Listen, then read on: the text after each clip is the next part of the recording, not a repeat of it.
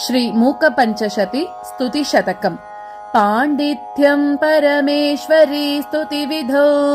नैवाश्रयन्ते गिराम् वैरिञ्चान्यपि कुम्भनानि विगलत् गर्वाणि शर्वाणि ते स्तोतुं त्वां परिपुल्लनीलनलिन श्यामाक्षि कामाक्षि मां वाचालीकुरुते तथापि नितरां त्वत्पादसेवादरः तापिञ्चस्तबकद्विषेतनुभृतां दारिद्र्यमुद्राद्विषे संसाराख्यतमो मुषे पुररिपोः वामाङ्गसीमाजुषे कम्पातीरमुपेयुषे कवयतां जिह्वाकुटीं जग्मुषे विश्वत्रानपुषे नमोऽस्तु सततं तस्मै परञ्ज्योतिषे ये सन्ध्यारुणयन्ति शङ्करजटा कान्तारचन्द्रार्पगम् सिन्धूरन्ति च ये पुरन्दरवधू सीमन्तसीमान्तरे पुण्यं ये परिपक्वयन्ति भजतां काञ्चीपुरे माममी पायासुः परमेश्वर प्रणयिनी पादोद्भवाः पांसवः कामाडम्बरपूरया शशिरुचा कम्रस्मितानां त्विषा कामारेरनुरागसिन्धुमधिकम् कल्लोलितं तन्वती कामाक्षीति समस्तसज्जननुता कल्याणधात्री नृणां कारुण्याकुलमानसा भगवती कम्पातटे जृम्भते कामाक्षीन पराक्रमप्रकटनं सम्भावयन्ती दृशा श्यामाक्षीरसहोदरस्मितरुचि प्रक्षालिता शान्तरा वामाक्षी जनमौलिभूषणमणिः वाचां परा देवता कामाक्षीति विभाति कापि करुणा कम्पातटिन्यास्तटे श्यामा काचन चन्द्रिका त्रिभुवने पुण्यात्मना मानने सीमा शून्यकवित्ववर्षजननी या कापि कादम्बिनी मारारादिमनोविमोहनविदो काचित्तमः कन्दली कामाक्ष्याः करुणाकटाक्षलहरी कामाय मे कल्पताम् प्रौढध्वान्तकदम्भके कुमुदिनी पुण्याङ्कुरं दर्शयन् ज्योत्स्ना सङ्गमनेऽपि कोकमिथुनं मिश्रं समुद्भावयन् कालिन्दीलहरी दशां प्रकटयन् कम्रां नभस्यद्भुतां कश्चिन्नेत्रमहोत्सवो विजयते काञ्चीपुरे शूलिनः तन्द्राहीनतमालनीलसुषमैः तारुण्यलीलागृहैः तारानाथकिशोरलाञ्छितकचैः ताम्रारविन्देक्षणैः मातः संश्रयतां मनो मनसि च प्रागल्भ्यनाडिन्धमैः कम्पातीरचरैः घनस्तनवरैः पुण्याङ्कुरैः शाङ्करैः नित्यं निश्चलतामुपेत्य मरुतां रक्षाविधिं पुष्णति तेजः सञ्चय पाटवेन किरणान् उष्णद्युतेर्मुष्णति काञ्ची मध्य गतापि दीप्ति जननी विश्वान्तरे जृम्भते काचिच्चित्रमहो स्मृतापि तमसां निर्वापिका दीपिका कान्थैकेशरुचां चयैर्भ्रमरितं मन्दस्मितैः पुष्पितं कान्त्या पल्लवितं पदाम्बुरुहयोः नेत्रद्विषाः पत्रितम् कम्पातीरवनान्तरं विदधति कल्याणजन्मस्थली काञ्ची मध्यमहामनिर्विजयते काचित् कृपाकन्दली राकाचन्द्रसमानकान्तिवदना नाकादिराजस्तुता मूकानामपि कुर्वती सुरधुनी नीकाशवाग्वैभवम् श्रीकाञ्चीनगरी विहाररसिका शोकापहन्त्री सदा एका पुण्यपरम्परा पशुपतेर् आकारिणी राजते जाता शीतलशैलतः सुकृतिनां दृश्या परं देहिनां लोकानां क्षणमात्र संस्मरणतः सन्तापविच्छेदिनी आश्चर्यं बहुकेलनं वितनुते नैश्चल्यमाबिभ्रति कम्पायास्तटसी निकापितटिनी कारुण्यपातोमयी ऐक्यं येन विरच्यते हरतनो तं भावपुंभाविके रेखा यत्कचसीं निशेखरदशां नैशाकरी गाहते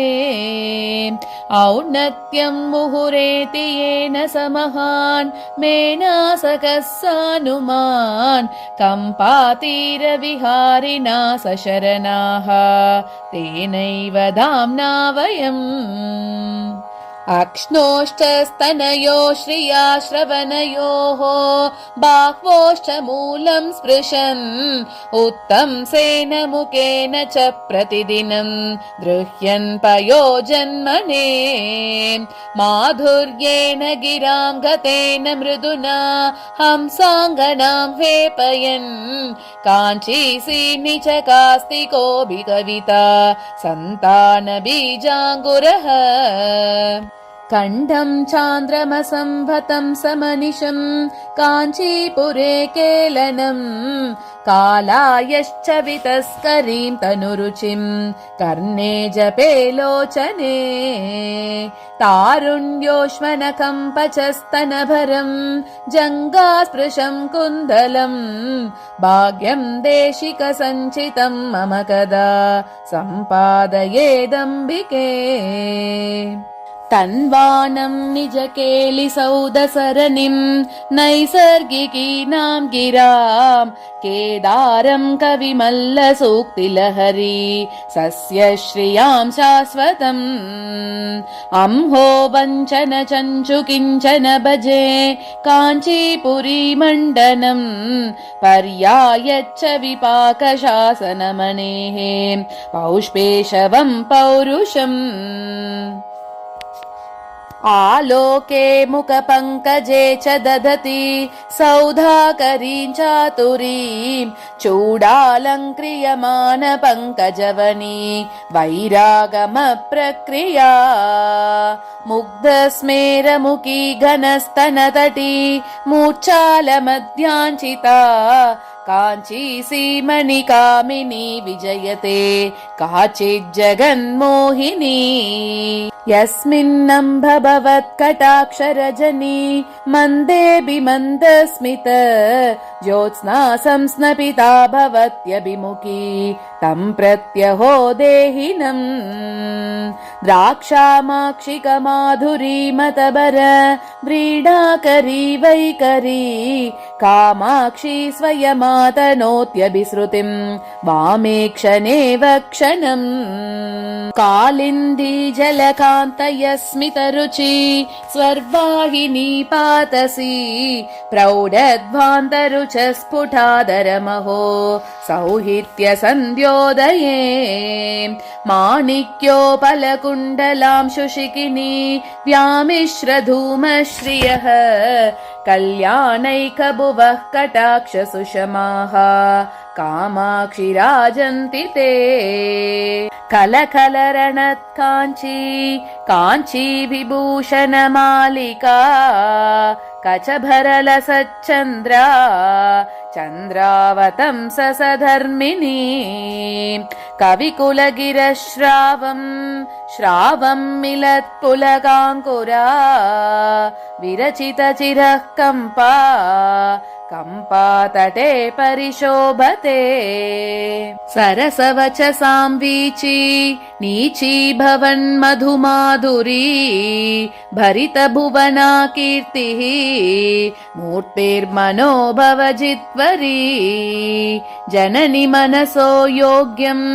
भोग्यम् नृणाम् तव जायते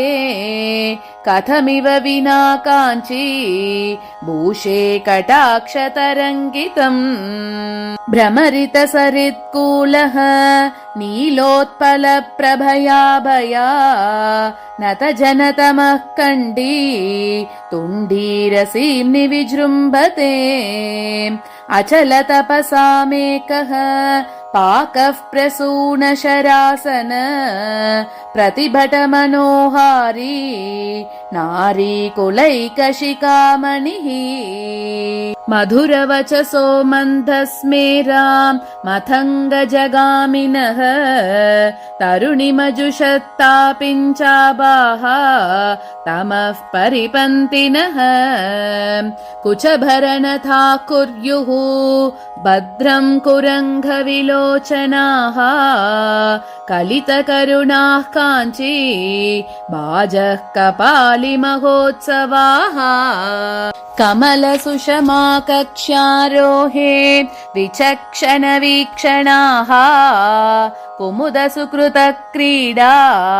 चूडालकुन्तलबन्धुराः रुचिररुचिभिस्तापिञ्च श्री प्रपञ्चनचुञ्चवः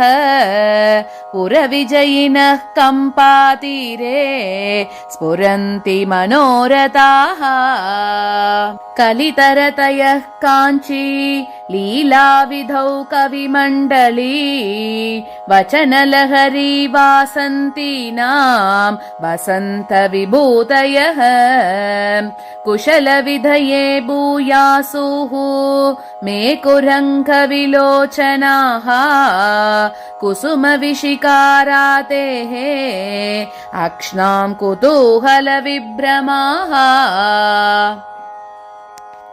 कबलिततमस्काण्डाः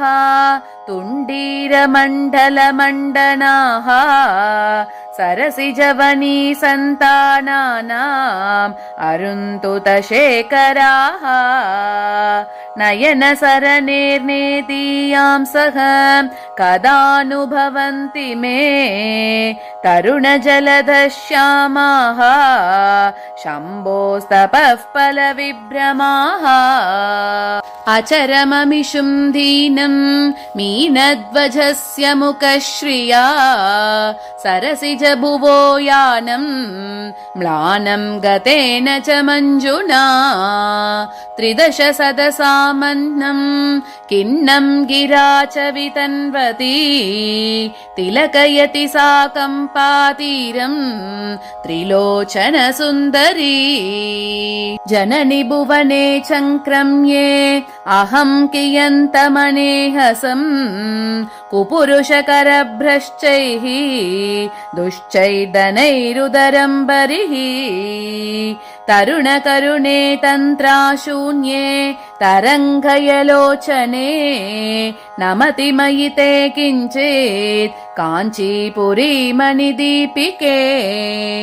मुनिजनमनःपेटी रत्नं स्फुरत् करुणानटी विहरणकलागेहं काञ्चीपुरी मणिभूषणम् जगति महतो मोहव्यातेर्नृणां परमौषधम् पुरहरदृशां साफल्यं मे पुरः परिजृम्भता मुनिजनमनोधाम्ने धाम्ने वचोमय जाह्नवी हिमगिरितटप्राग्भाराय अक्षराय परात्मने विहरणजुषे काञ्ची देशे महेश्वरलोचन त्रितय सरसक्रीडा सौदाङ्गनाय नमो नमः। मरकतरुचां प्रत्या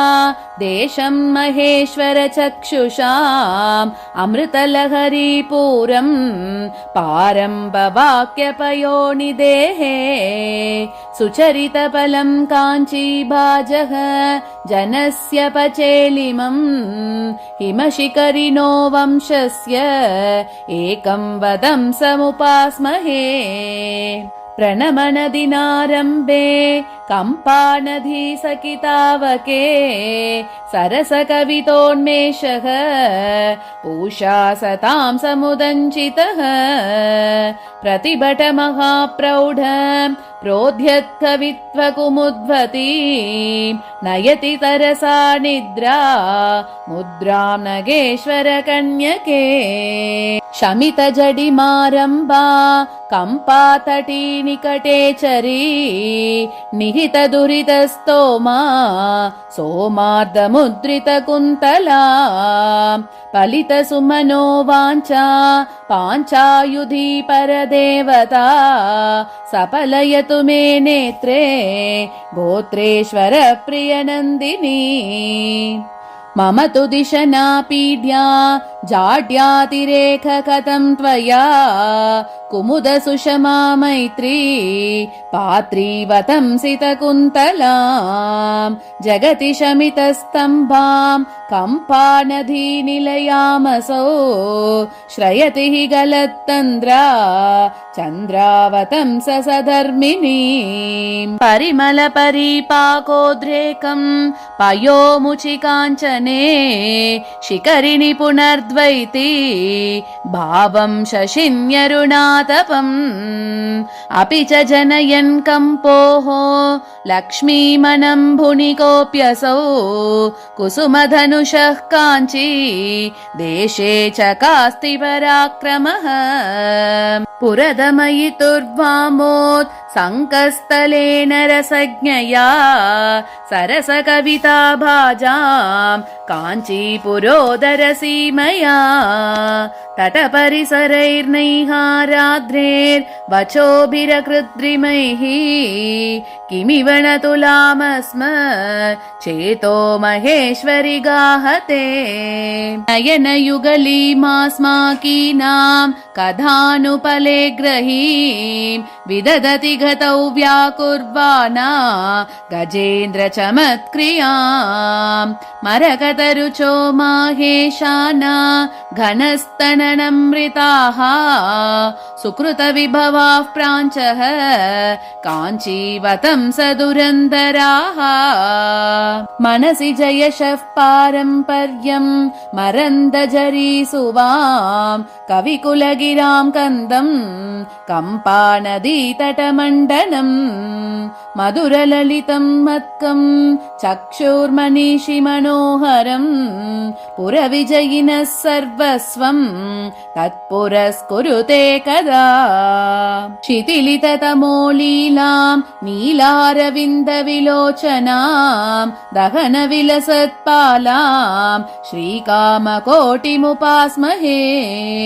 करधृतलसच्चूलां कालारिचित्तहरां परां मनसि च कृपालीलां लोलालकामलिकेक्षणां। अलालीलाशाला कविकुलवचः कैरववनी शरज्योत्स्नाधारा शशधर शिशुश्लाक्यमुकुटी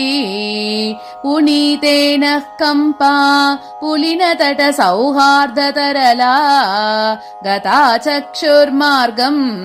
कनकगिरिदानुष्कमहिषी। नमस्थानं रेभ्यः स्तनगरिमगर्वेण गुरुणा ददानेभ्यश्चूडा आभरणममृतस्यन्ति शिशिरम् सदा वास्तव्येभ्यः सवितभुवि कम्पाक्यसरितः यशो व्यापारेभ्यः सुकृतविभवेभ्यो रतिपतेः। असूयन्ति काचिन्मरगतरुचो नाकिमुकुटी कदम्बं चुम्बन्ति चरणनकचन्द्रांशुपटलैः तमो मुद्रां विद्रावयतु मम काञ्चीनिलयना हरोत्सङ्कः श्रीमन्मणिगृहमहादीपकलिका अनाद्यन्ता काचित् सुजननयनानन्दजननी निरुन्दाना कान्तिम्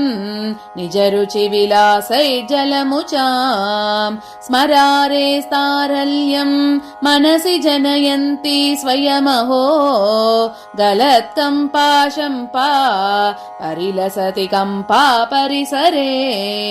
सुधाण्डीरश्रीः स्मितरुचिषु तुण्डीरविषयम् परिष्कुर्वाणासौ परिहसितनीलोत्पलरुचिः स्तनाभ्यामानम्रास्तबकयतु मे काङ्क्षिततरुम् दृशामैशानीनां सुकृतफलपाण्डित्यगरिमा कृपाधाराद्रोणी कृपणदिशनानां प्रणमतां निहन्त्री सन्तापं निगममुकुटोत्तं सकलिका परा काञ्चीलीला परिचयवती पर्वतसुता गिरां नीवी देवी गिरिशपरतन्त्रा विजयते कवित्वः श्रीकन्दः सुकृतपरिपाटी हिमगिरेः विधात्री विश्वेषां विषमशरवीरध्वजपटी सखी कम्पा नद्याः पदहसितपातोजयुगली पुराणी पायान्नः पुरमतन साम्राज्यपदवी दरिद्राणां मध्ये दरदलिततापिञ्च सुषमाः स्तनाभोगक्लान्ताः तरुणहरिणाङ्काङ्कितकचाः हरादीनानाना विबुधमुकुटी चुम्बितपदाः कदा कम्पातीरे कथय विहरामो गिरिसुते वरीभर्तुस्ते मा त्वयि मम गिरां देवि मनसः नरी नर्तु प्रौढा वदनकमले वाक्यलहरी चरीचर्तु प्रज्ञा जननि जडिमानः परजने सरीसर्तु स्वैरम् जननि मयि कामाक्षि करुणा क्षणार्थे कामाक्षी भ्रमर सुषमा शिक्षण गुरुः कटाक्षव्याक्षेपः मम भवतु मोक्षाय विपदाम् नरी नर्तु स्वैरम् वचनलहरी निर्झरपुरी सरिद्वीची नीची करणपटुरास्ये मम सदा पुरस्तान्मे भूयः प्रशमनपरस्तान् मम रुजाम् प्रचारस्ते कम्पा तटविहृति सम्पादिनि दृशोः इमां याञ्चामूरी कुरु सपदि दूरी कुरु तमः परिपाकं मत्कं सपति बुधलोकं जनय माम् उदञ्चन्ति काञ्ची नगरनिलये त्वत्करुणया समृद्धा वाग्धाटी परिहसितमाध्वी कवयताम् उपाधत्ते मार प्रतिभटजटा जूटमुकुटी कुटीरोल्लासिन्याः शतमकतटिन्या जयपटी श्रियं विद्यां दद्या जननि नमतां कीर्तिमभितां सुपुत्रान् प्रादत्ते तव झटिति कामाक्षि करुणा त्रिलोक्यामाधिक्यं त्रिपुरपरिपन्थि प्रणयिनी प्रणामस्त्वत्पादे शमितदुरिते किं न कुरुते।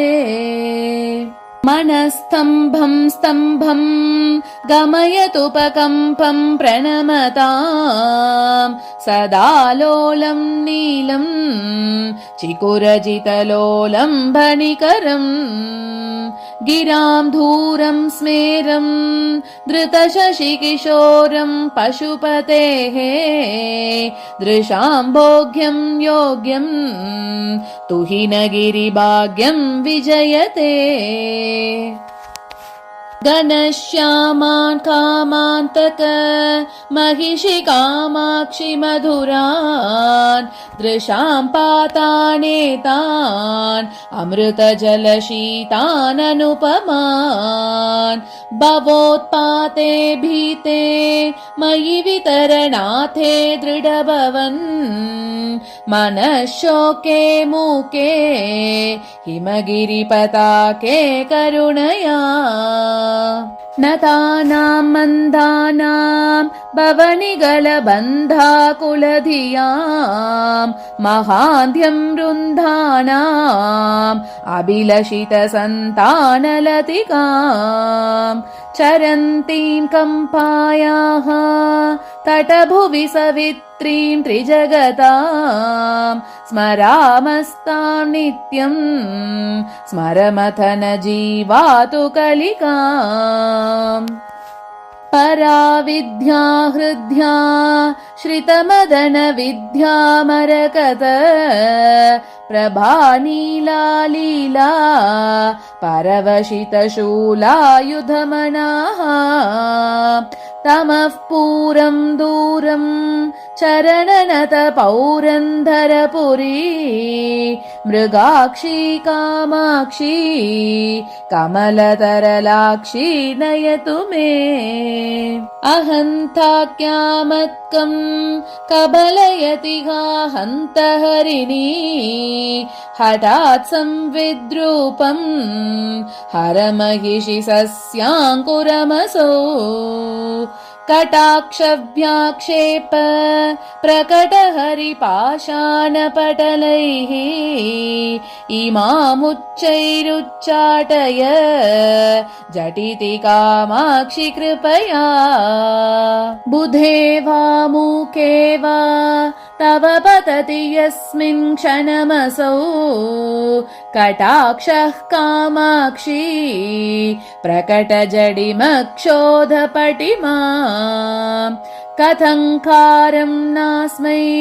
करमुकुलचूडालमुकुटाः नमो वाकं भ्रूयुः नमुचि परिपन्ति प्रभृतयः प्रतीचीं पश्यामः प्रकटरुचिनीवारकनिश प्रभासध्रीचीनां प्रदलितषडाधारकमलां चरन्तीं सौषुम्ने पतिपरपतेन्दुप्रविगलत् सुधाध्रां कामाक्षीं परिणतपरञ्ज्योतिरुदयाम् जम्भाराथि प्रभृतिमुकुटिः पादयो पीठयन्ति गुम्फान् वाचां कविजनकृतान् स्वैरमारामयन्ति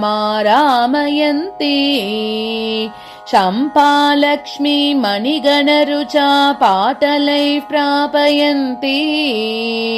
कम्पातीरे कविपरिषदां जृम्भते भाग्यसीमा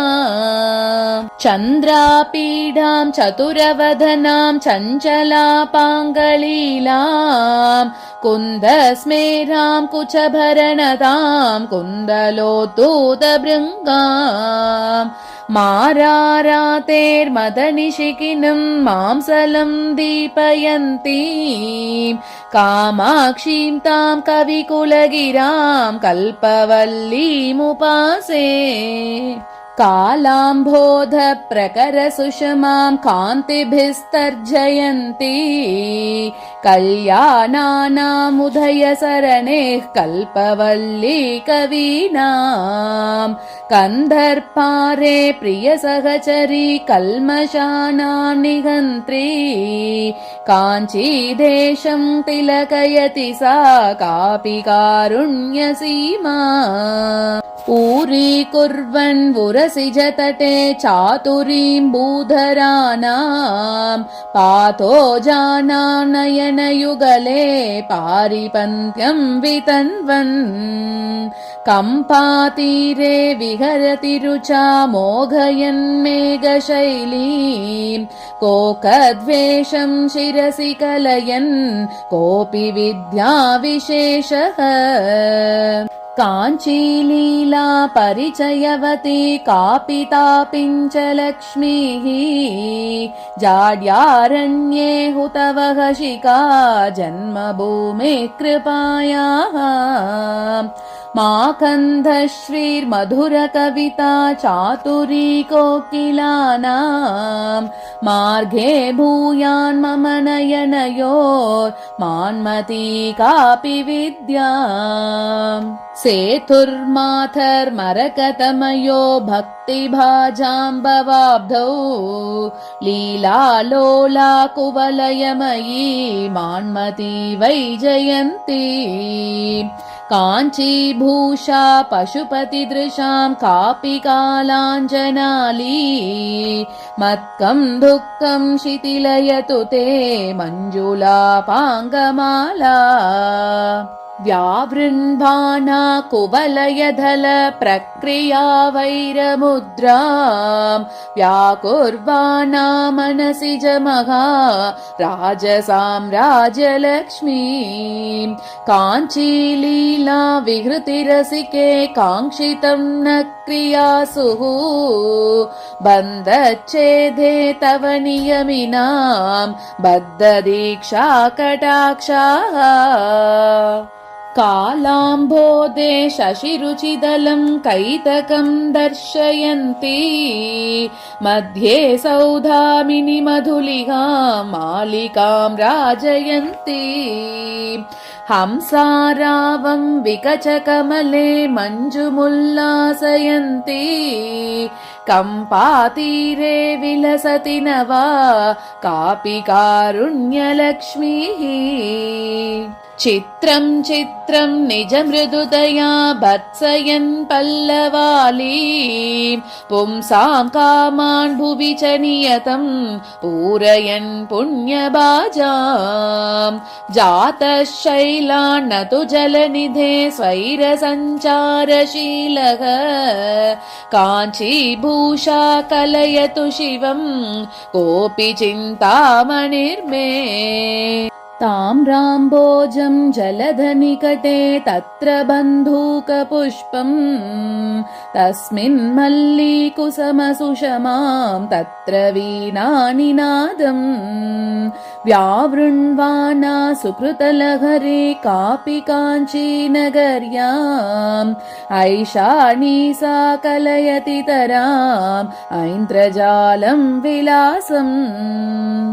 आहारं शं त्रिदश सदसामाश्रये चातकानाम् आकाशोपर्यपि च कलयन्नालयं तुङ्गमेषाम् कम्पातीरे विहरति तरां कामधेनुः कवीनां मन्दस्मेरो मदननिगम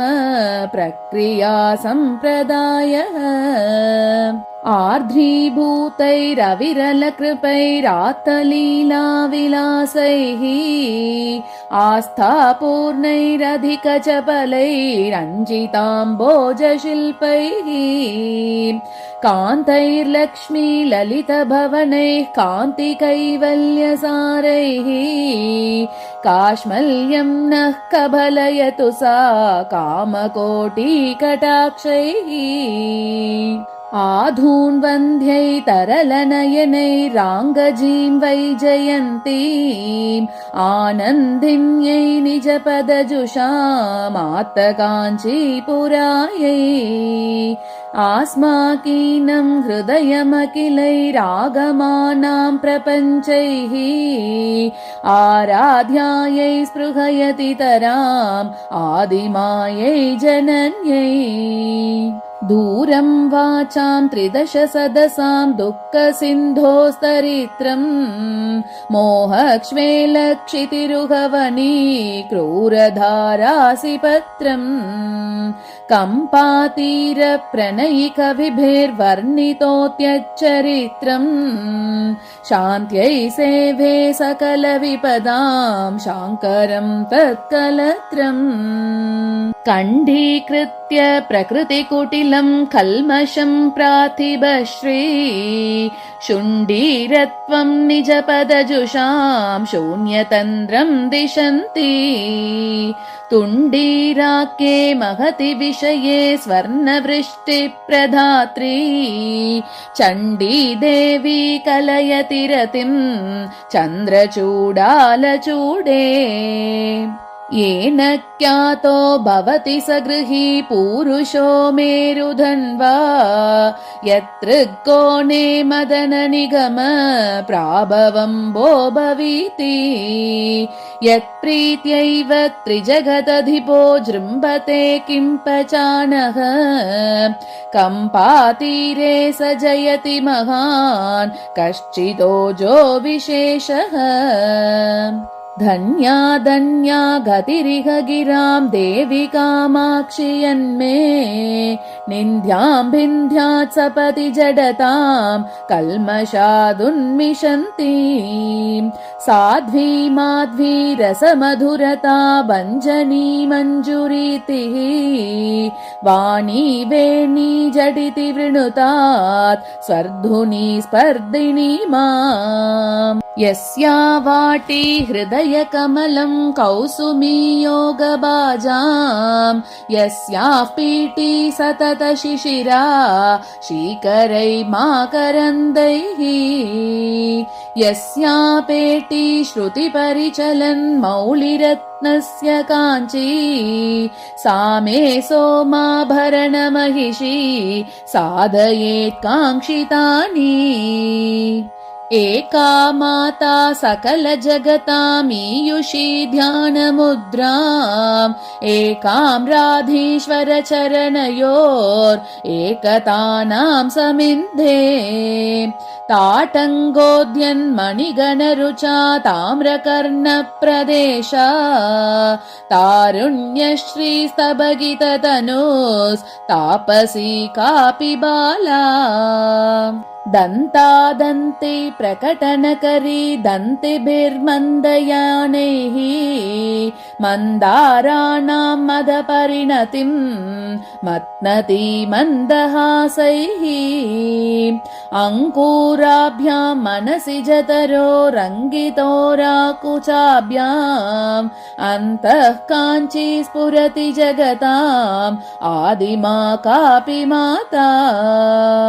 त्र्यम्बककुटुम्बिनीं त्रिपुरसुन्दरीमिन्दिरां पुलिन्दपतिसुन्दरीं त्रिपुरभैरवीं भारतीं मतङ्गकुलनायिकां महिषमर्दिनीं मातृकां भणन्ति विबुधोत्तमा विहृतिमेव कामाक्षि ते महामुनिमनोनटी महितरम्यकम्पातटी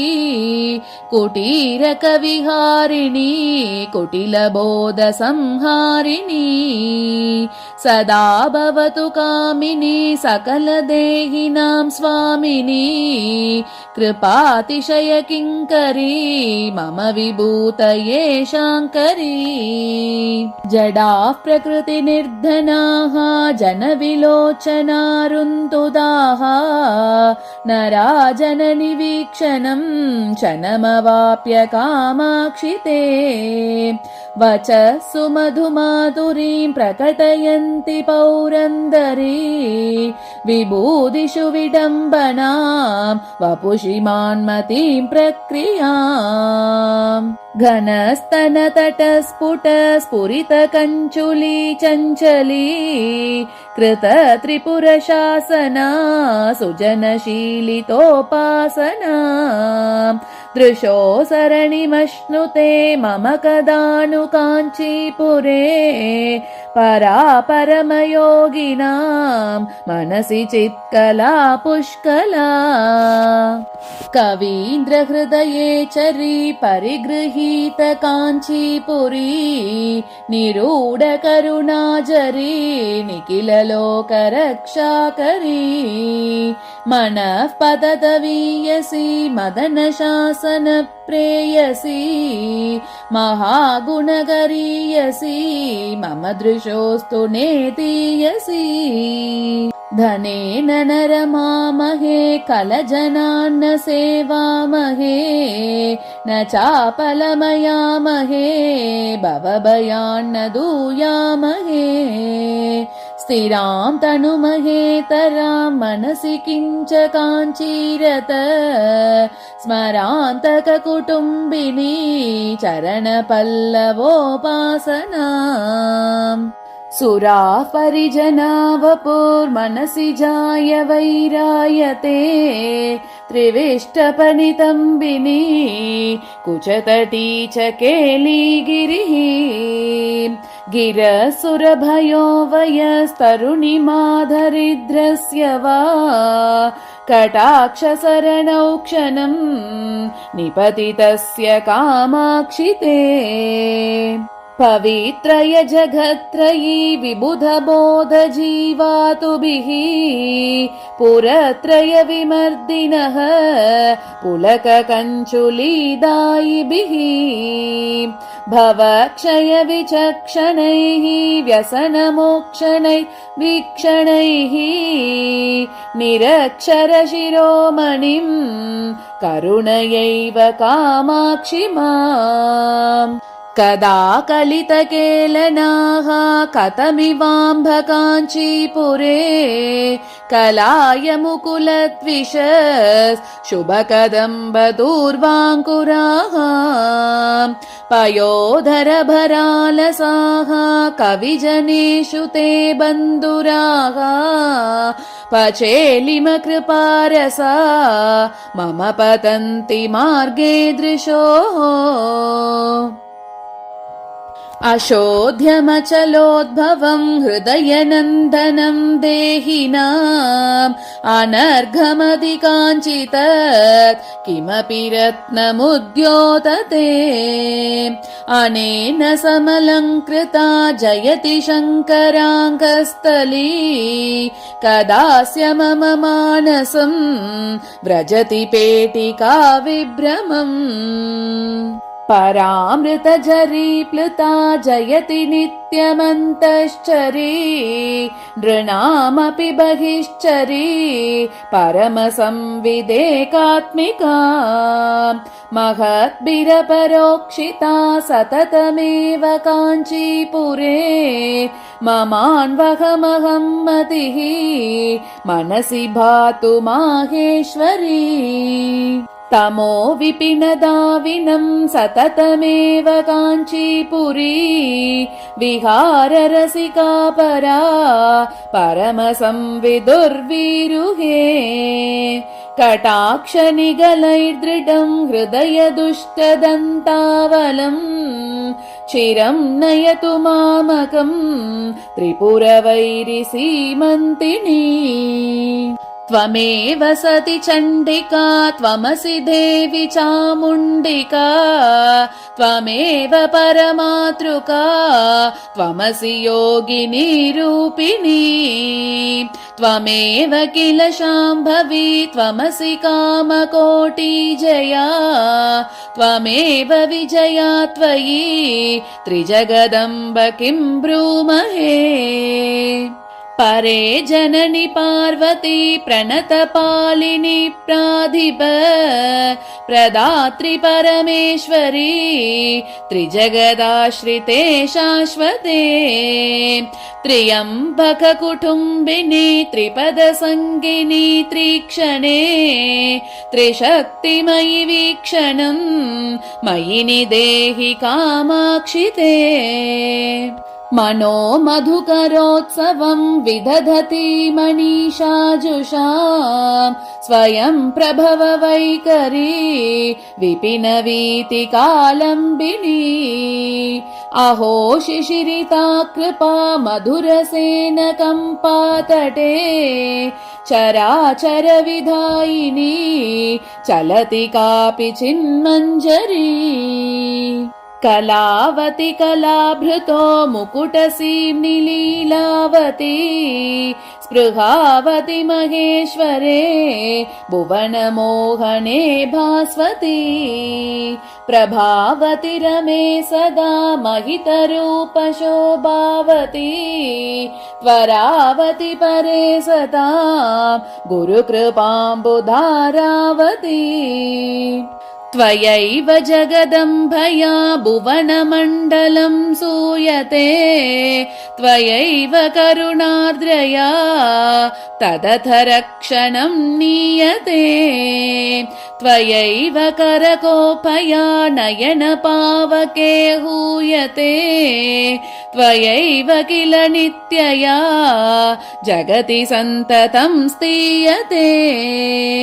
चराचर जगन्मयीं सकलहृन्मयीं चिन्मयीं गुणत्रयमयीं जगत्त्रयमयीं त्रिधामामयीं परापरमयीं सदा दश दिशां निशाहर्मयीं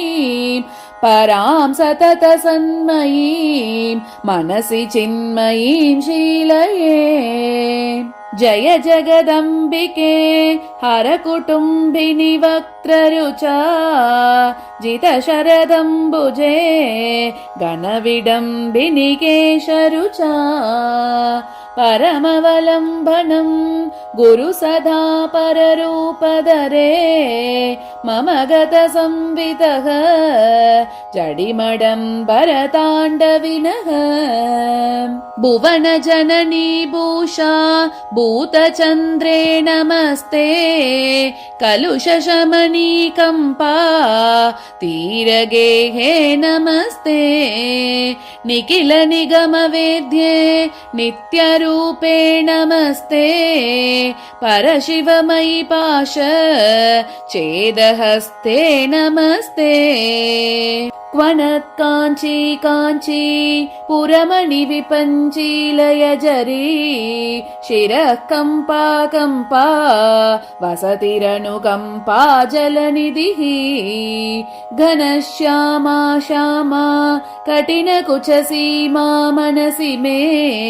मृगाक्षी कामाक्षी हरनटन साक्षी विहरताम् स्मर विजयकोटि साधकानन्दधाटी मृदुगुण परिपेटी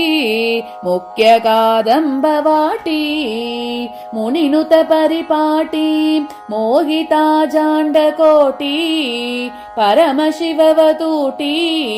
पातु मां कामकोटी इमं परवरप्रदं प्रकृतिपेशलं पावनं परापरचिदाकृति प्रकटनप्रदीपायितम् स्तवं पठति नित्यधा मनसि भावयन्नम्बिकां जपैरलमलं मखैः अधिकदेहसंशोषणैः इति श्रीस्तुतिशतकं समाप्तम्।